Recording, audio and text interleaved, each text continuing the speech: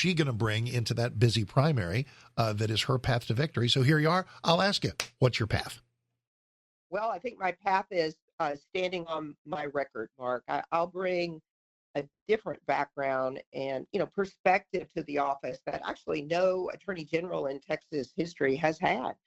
There has never been an attorney general, in modern history that's been a former experienced felony prosecutor with extensive trial experience, never been a criminal district court judge who oversaw thousands of cases in jail time, never been a conservative state senator or chaired committees dealing with priority conservative legislation, redistricting, chaired finance, where, I oversee every line of every state agency budget. The same agencies that I would have to defend if I were attorney general. And I know what I've done all this, and I can tell you a lot more about my background, but I think that's what makes me unique and makes me stand apart from the other individuals in this race. Gotcha. So in shorthand, and listen, it's a Republican primary, so we all have been paddling the boat in the same direction in various ways. And I'm not going to put words in your mouth at all, but Aaron, good guy, but not your level of experience. Mays, very similar experience to yours, but not necessarily in terms of the job titles you've held. Chip Roy, great congressman in a lot of ways, but a very different gig than what you're looking for. Would that overall be generally right? I would absolutely agree. And I think this is like a job interview for the people of Texas, right? And I think, you take a look at what I've done. I started as a prosecutor in the early 80s, working as a secretary and a legal intern at the Harris County DA's office, worked my way through law school, became a felony prosecutor, tried over 100 jury trials, been the organized crime narcotics task force officer embedded with law enforcement. Then became a judge when, in Harris County, when the Republicans were finally starting to get some footholds there. I ran for judge and was elected, and we did some great things as, good, strong, fair judges in Harris County. Presided, as I said, put tons of people in prison, presided over death penalty cases, which I tried as a prosecutor as well. And then, ran for the Senate in 2008, and that was when Obama first became president. I won a very tough election, beating a popular Democrat, Chris Bell, who had statewide recognition. It was a tough race, and then later, went on to that district, became stronger Republican. But I've been reelected 5 times, so I have a history of winning, a history of working very hard for the people that I represent. And think I can do a great job for the people of Texas as their attorney general. I'm a known fighter with a lot of experience, and I will be standing up for the people.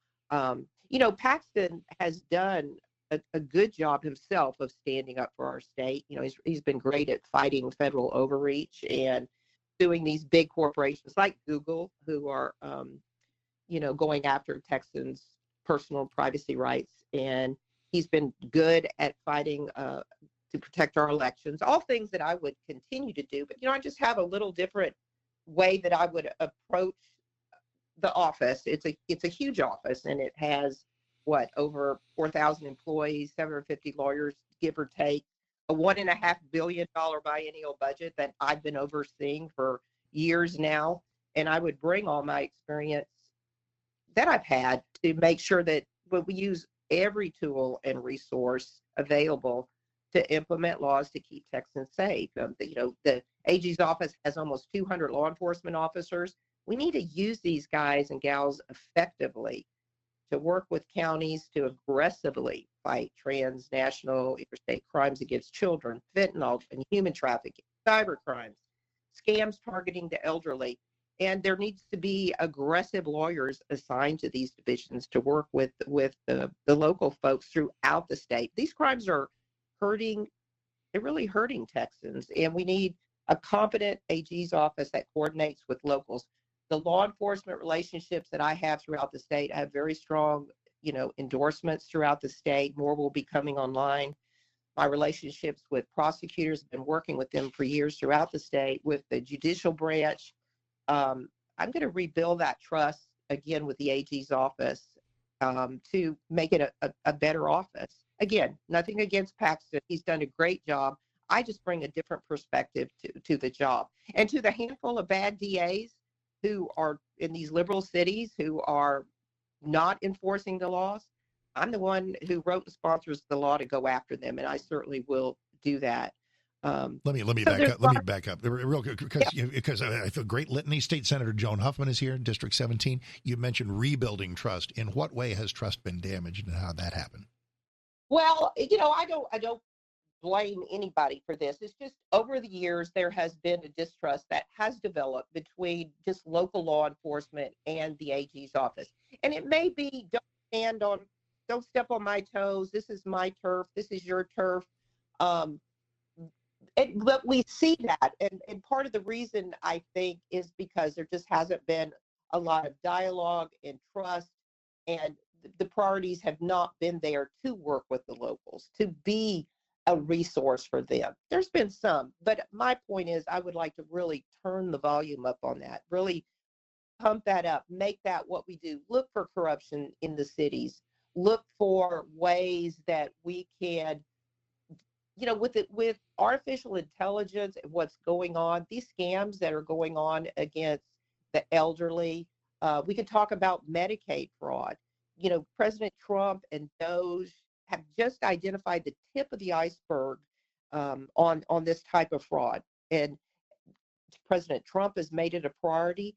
The AG's office has independent prosecutorial authority to go after these scammers, and we need to be a partner with the feds on this. The feds pick and choose. And I've worked with the feds for years. They like to take the big flashy cases. Again, not criticizing the feds and their prosecutors. They do a great job, but they leave behind hundreds of thousands of millions, I should say, if not billions of fraud on the table, and thousands of victims because they can only focus on the bigger cases. Gotcha. Human trafficking, same kind of issue. I'd like to see a lot more prosecution of human trafficking. I've wrote most of the legislation that's passed in the last 15 years on human trafficking, and sometimes I'm a little disappointed at the number of prosecutions that we actually see come out of these offices, both locally and at the statewide level. Again, let's work. I want to work together. No finger pointing, no accusations, just let's work together. Let's use the great resources of the state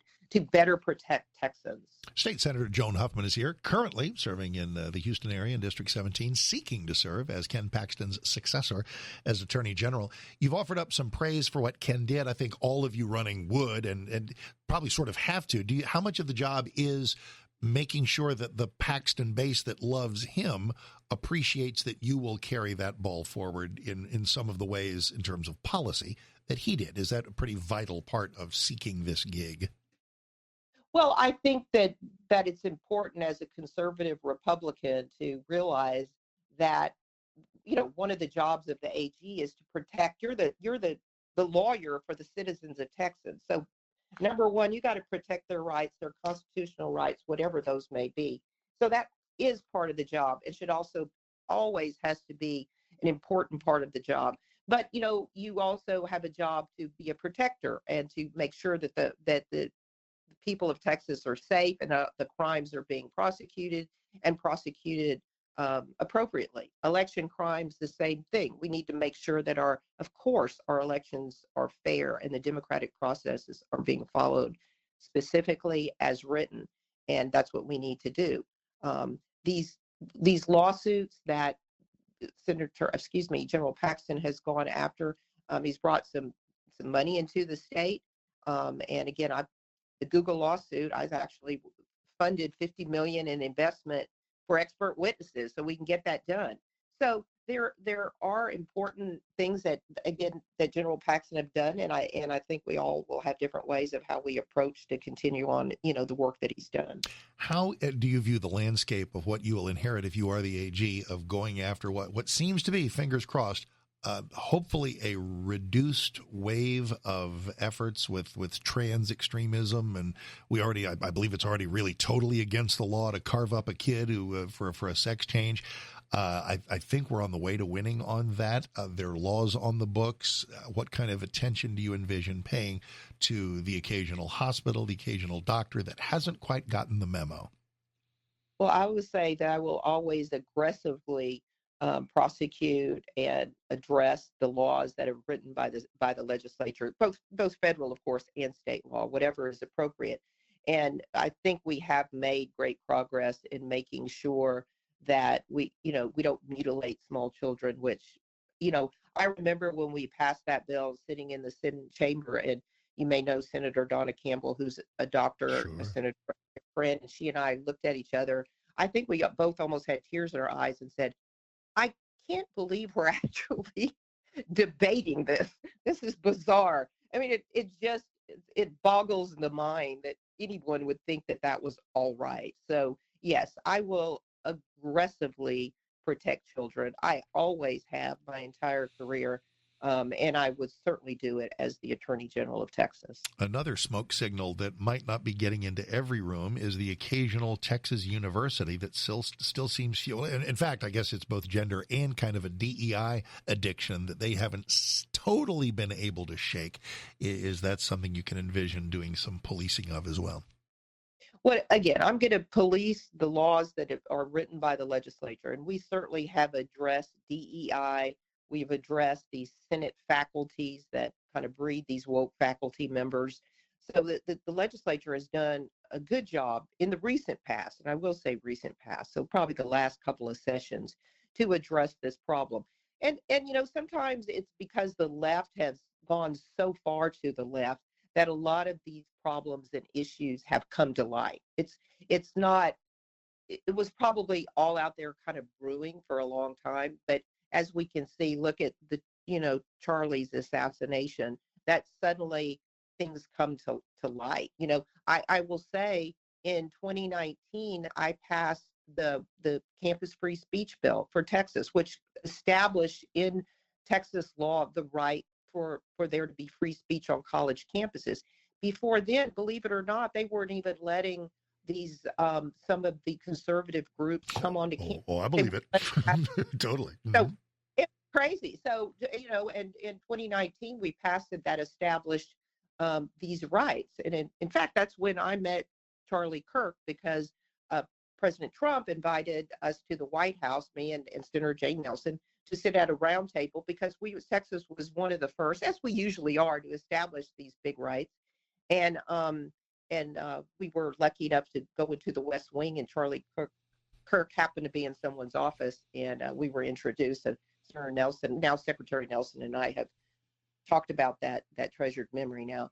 So again, these universities, we've had to monitor them. I do think they're getting better. The new chancellors that have been appointed are good, solid conservatives, Christian men. And I think that they're going to be very good for universities. State Senator Joan Huffman running for Texas AG, meaning we'll be talking to her for the rest of this year and all the way to the 3rd of March, and who knows, maybe thereafter. It's a pleasure to have you on, ma'am. Thank you. I know we'll be talking again soon. Thanks for your time, and we look forward to our next visit. Thank you, Mark. Thanks for having me. State Senator Joan Huffman, currently Senate District 17 there in the Texas Senate, and in the primary March 3rd to be Texas Attorney General. Mark Davis, 660 AM, The Answer, 851.